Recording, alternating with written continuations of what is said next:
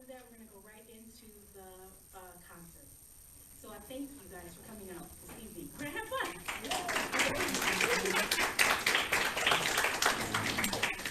Good evening. Good evening. Thank you, the Lord, yes. Thank you very much for coming. I want to share with you, through the spoken and sung word, the music of the Underground Railroad. Now, I think I should make it clear that the Underground Railroad was not a train track running under the ground like the subway. It was a network of people who believed that it was immoral for one human being to own another human being. They were basically Quakers, and they were located in the slave states, and they were assisting people going to the free states. Now, I think it's quite important that I share with you, 400 years ago and 6 months was the first group of Africans brought to this country. Now, the reason behind that is that the colonies had a difficult time getting labor, getting people to work. The Britishers and the Europeans sent folk here as indentured servants. But after a period of time, they would walk off and hire themselves out to other plantation owners, which meant that the person responsible for their being here lost money because they blended in and they knew the language. They tried to have the Native Americans, but this was their country, and of course they were able to get away without any problems. So it was decided to perhaps, they needed to have someone who was highly visible and who had limited or no knowledge of the language. It was decided that Africans would be ideal. So Jamestown, Virginia in 1619 saw the first group of Africans brought to this country. Now, slavery was a very cruel endeavor. The late Dr. Sandy DeWitt Proctor said that nowhere in the history of mankind has slavery been imposed on a group of people as it has black people in this country. So what they did, they being the plantation owners, sent out kidnappers. Now, if you see a map of Africa, say that this is the dividing line between the Sahara Desert and the country of Senegal. See, out here is the Atlantic Oceans. So these kidnappers will go into the various countries and snatch people out. If tribes were warring, the tribe that lost, they would sell for liquor, tobacco, and what have you. So you know that black people were also involved in the slave trade. Now, they were brought here, and they brought with them their music. The unique thing about African music and Black American music is all of the numbers that they sang were built on a 5-tone scale called the pentatonic scale. Will you play pentatonic scale? Step back.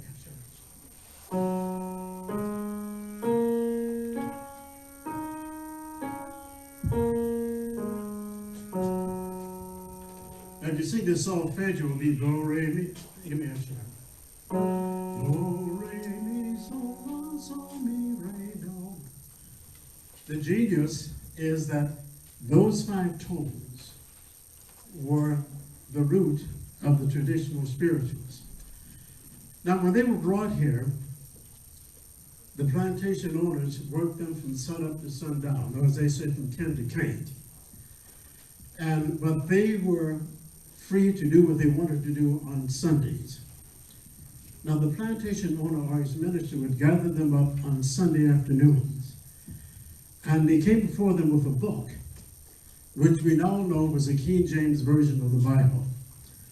They would read stories in that book about the various characters in the Bible, Shadrach, Meshach, Abednego, you know all those characters. And furthermore, they emphasized the business about good slaves. They said that if you work hard, obey your master, and don't try to run away. When you die, you won't go to hell. Didn't say anything about going to heaven. You won't go to hell. During the evenings and night, the enslaved Africans would meet and sing and dance and try to enjoy themselves.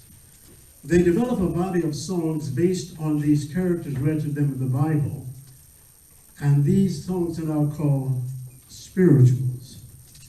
But let me go one step further. I don't want to say masters because I hate that word. The plantation owner said, you want to be good, and he would talk about the good slaves and the bad slaves. They said if you're a good slave, you won't go to hell. But if you're a bad slave, it's going to cause a problem for you. Then they said, why are you treating us this way? They said, well, you're damned. You are descendants of Cush. That's why you're black. The best you can hope for is not going to hell. But the enslaved African noticed that on Sunday mornings, the plantation owners would go and they would meet in a building. In that building, another man would get in front of them, open this book, which is the King James Version of the Bible, and read stories about the various characters. Then he would talk. So the enslaved African said, well, what is that about? He said, well, we're Christians, and that's what we do. And he noticed how they treated each other. So they would get by themselves and sing, Lord, I want to be a Christian in my heart, in my heart. Lord, I want to be a Christian in my heart. They said, well, how does one become a Christian? They said, well, you won't because you're a descendant of Cush. But you know the story I told you about John the Baptist? He said, yes. How he baptized Christ in the River Jordan. He said, because we inherited the sins of our first parents, Adam and Eve. And he said, well, what did they do? He said, well, we were baptized, and that sin was erased. So the enslaved African went off and said, take me to the water, take me to the water, take me to the water to be baptized. Well, then they developed these songs called spirituals. Now there was a composer and arranger by the name of Hall Johnson. Hall Johnson lived at the end of the 19th century, the beginning of the 20th century. And I would like to demonstrate one of the spirituals that he arranged. Now, it isn't unusual in black churches for the minister to say, can I get a witness? Can I get a witness? And so this particular song, spiritual, talks about two characters. One is Nicodemus, the other one is Samson.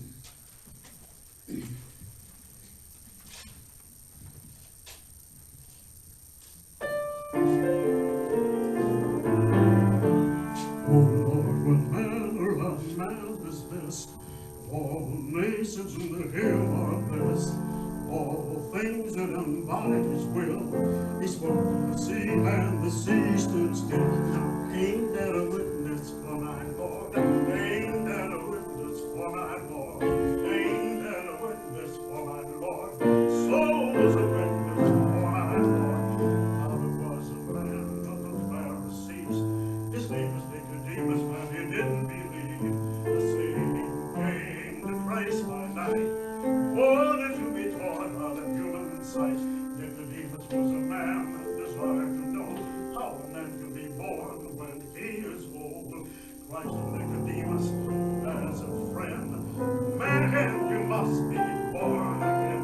Said Martha, man, if you want to be wise, repent, believe, and be baptized. If you be a witness for my Lord, you will be a witness for my Lord.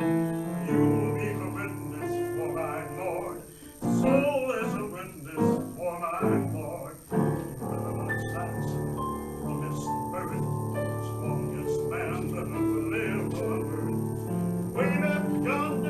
ancient times.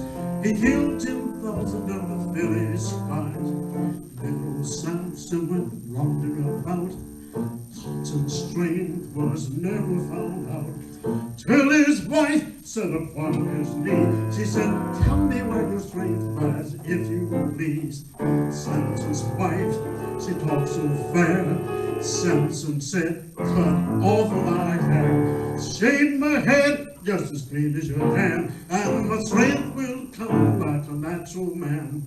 Samson was a witness for my Lord. Samson was a witness for my Lord. Samson was a witness for my Lord. Saul is a witness for my Lord. Then he continues on. Well, the enslaved Africans did not want to be enslaved, which is natural. So they heard about these folk who were called Friends. They were Quakers. They said that any enslaved African who makes it to their farm, they will hide them during the day and set them off at night so they can go to the next place. Now, at each one of these stations were identified with a lantern, a lit lantern, and if they came there, they would be taken care of and set out at dusk the next night. Now let me personalize this somewhat. My wife's father was a Joseph Bulger. He was enslaved in the plantation in Maysville, Kentucky. He was born in 1835, and at age 15, he decided that he didn't want to be a slave. So he's going to run away. So he asked the people, well, how do I get north? They said, what you need to do, wait for a starry night, look at the Big Dipper. And the brightest star in the Big Dipper is the North Star. Follow that star. So he decided on a Sunday night that he was going to go. So the folk sang, follow the drinking gourd, follow the drinking gourd, for the old man is waiting for to carry you to freedom if you follow the drinking gourd. Well, he made it the first night, and the next night he got confused, and he was captured, and he was taken back to the plantation. He was stripped to his waist, and then what they called slave catchers, who were black, this fellow came with a cat o' nine tails. Now, on the end of it were glass and metal balls, and it cut right into his flesh, and it was exposed. It was a bloody mess.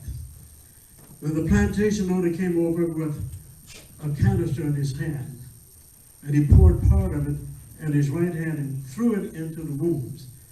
And it was just excruciating pain. If you remember when you were a child, if you cut your finger and you cried, and the tear drop came into that, notice how painful it was? Now, the spirituals are divided into three sections. One for worship. They felt that the plantation owner was a hypocrite, but his religion was all right. Second, for emotional support. They had no psychologists, psychiatrists, or counselors. All they had was the music. And the third, signals for escape. Let me give you another example of a spiritual arranged by Hall Johnson. I believe my wife's grandfather went and sang this.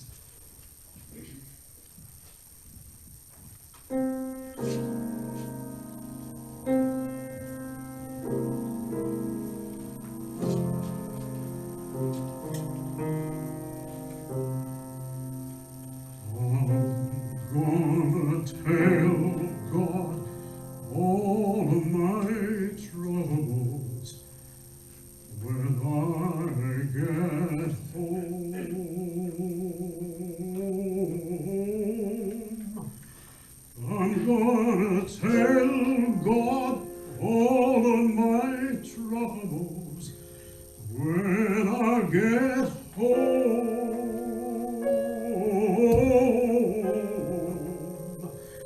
I'm gonna tell him about my trials, all my hardships, myself in miles. I'm gonna tell God all of my troubles when I get home.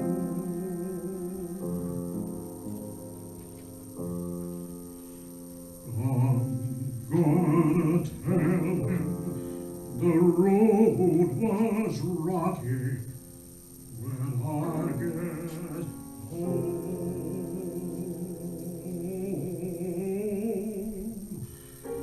I'm gonna tell him the road was rocky when I get home.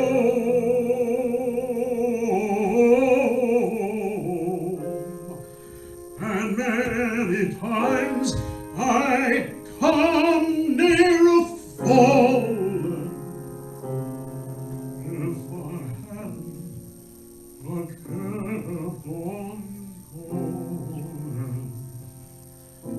I'm gonna tell him the road was rocky when I get home.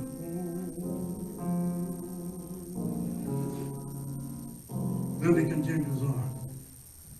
Now he was born in 1835. By 1850, he was 15 years old. So he asked the people, well, how can I fare when there are no stars? They said, you will go to the nearest tree, wrap your hand around it, and that side that is moist points north. So once again, he took off. Once again, he was caught and brought back and whipped again. But he was determined, come hell or high water, he wanted to be free and he was going to try again. So the folk were working in the fields, and they began to sing, oh, freedom, oh, freedom, oh, freedom over me. And before I be a slave, I'll be buried in my grave and go home to my father and be free. The plantation owner said, now this fellow is a troublemaker. We're going to sell him, because the other enslaved Africans may have similar ideas. Well, then they heard, talking about the enslaved Africans, that was an individual who knew how to use the trails to get out. They call these people conductors. I think all of you have heard of Harriet Tubman. Well, the word went out that there was a conductor coming in. So they had to alert people that this conductor was coming, and if they wanted to run, they need to get ready. So they sang, the gospel train is coming, it's coming round the bend. I hear them cars rolling and running through the land, so get on board. A little children, get on board. A little children, get on board. A little children, there's room for many or more. Well, we don't know if it was Harriet Tubman, but it was a woman who came in. And she blended in right with the other enslaved Africans working the field, and the patrollers, they called them the patio holders, didn't see any difference because, you know, we all look alike. So she told the young man that if he wanted to escape, she would lead him out. But she said, now once we get started, there's no turning back. And then she pulled out a pistol. She said, if you decide you want to return, I'm going to blow your brains out.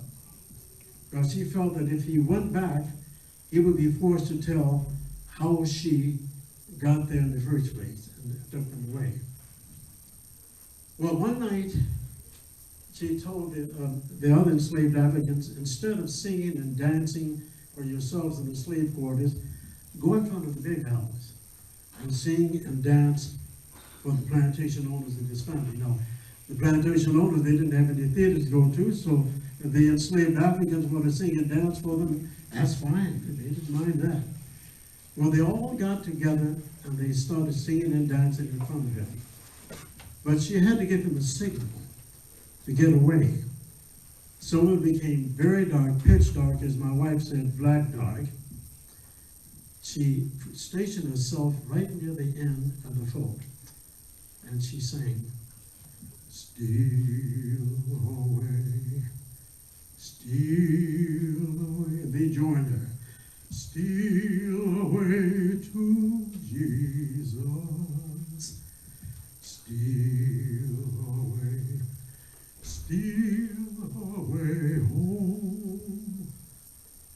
I ain't got long to stay here." And he heard where she was, and he went over there to her. Then the person near them, who saw that they'd taken off, they wanted the other enslaved Africans to know that they had taken off. So they sang, "I want to be ready, I want to be ready, I want to be ready to walk in Jerusalem just like John."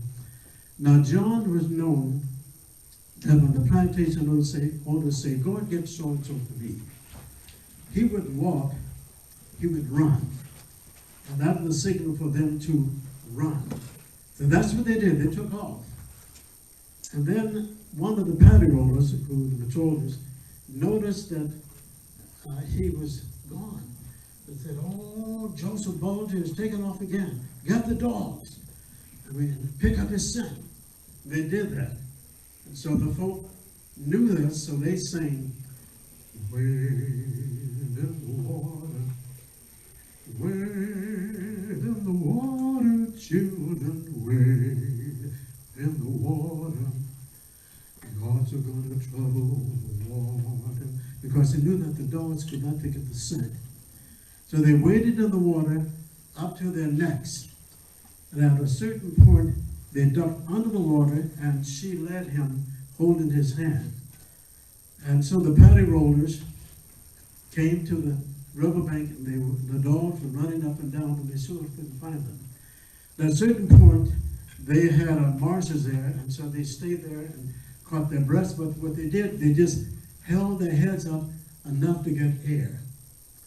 And then when the folk returned back to the plantation, the enslaved Africans there saying, "Oh, walk together, children, don't you get weary. Walk together, children, don't you get weary. Walk together, children, don't you get weary. There's a great camp meeting in the promised land." Meaning, get out of the water and back on the land. Well, they made it to Ripley, Ohio, from Ohio to Indiana, into Michigan. By this time, the fugitive slave law had been passed. This is 1850. Prior to that time, they said that any enslaved African who is found in a free state could be returned to the plantation from where he, she, or they had escaped. But the Fugitive Slave Act of 1850 said that any person assisting an enslaved African is subjected to prosecution. But the Quakers did not care. Now, Joseph Bulger did not want to stay in the United States. So he made his way to Detroit and the Second Baptist Church. If you go to Detroit in Greektown, you will find the Second Baptist Church. They said that they are the oldest black congregation in the state. And there was a petition by the wall in the undercloth that could be removed. And it was about this wide. And they were dug about 4 feet inside the foundation. And he crawled in there. Then under cover of darkness, Little better than 100 yards, they took him to the foot of the Detroit River, and he was rolled over to Windsor. Now visualize, if you will, a 15-year-old boy who was born into slavery. His parents, his grandparents, as far back as he could remember. And he looked across to the city of Detroit, about 1 mile, a little better than a mile, the difference between slavery and freedom. Now visualize, if you will, no more would he be placed on an auction block. No more would he be whipped, and no more would salt be poured into his veins. A former colleague of mine who has passed away, he used to play in the Battlefield 70 named Clarence Small. He took this particular spiritual and set it to music about the victory that Joseph Bulger experienced.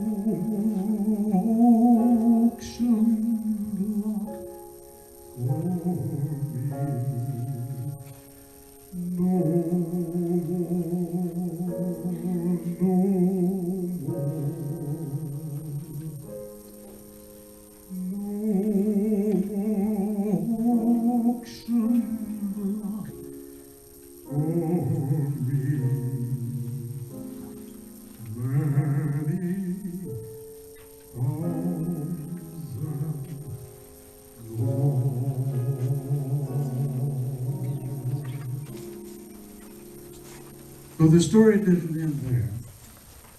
He was illiterate, and he was taken from Windsor to Sandridge, Ontario, and he was taught a skill how to make and repair shoes and boots.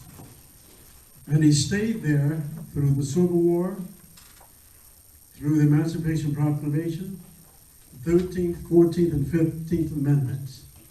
Then he returned to the States. By this time, he's a young man and he was married. He brought his wife with him, and he went to Maysville, Kentucky, took his family there, went to Ripley, Ohio, and he set up a business. Now, the wife that he married in Canada was barren. They had no children. But then he married another woman about 20 years younger than he, and they had 5 children. well, that meant that his prayers had been answered. And when we pray, there's one word we say at the end of the prayer. What is that?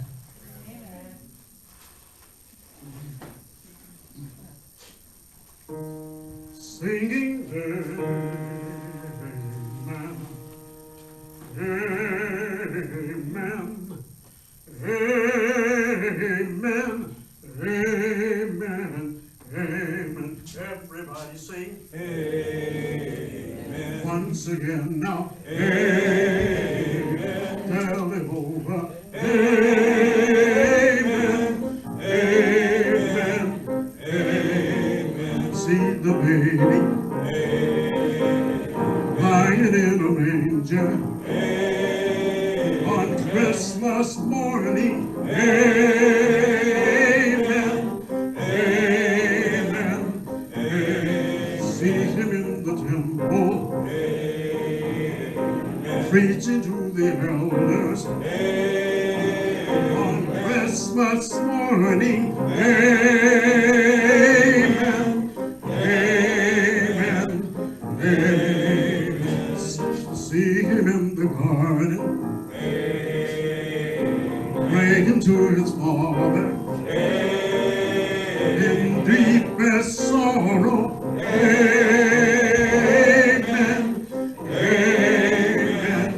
Amen. Yes, he is our Savior. Little louder. Jesus tried to save us. And he rose on Easter. Amen. Amen. Amen. Hallelujah. In the kingdom with my Savior. Amen. Amen. Amen. Once again now. Amen. Tell it over. Amen. A little softer. Amen.